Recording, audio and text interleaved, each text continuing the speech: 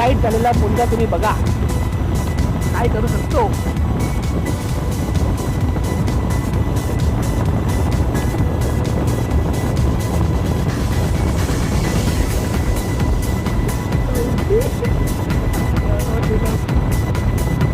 हा कंडिशनला सगळ्यात फुल टाईट.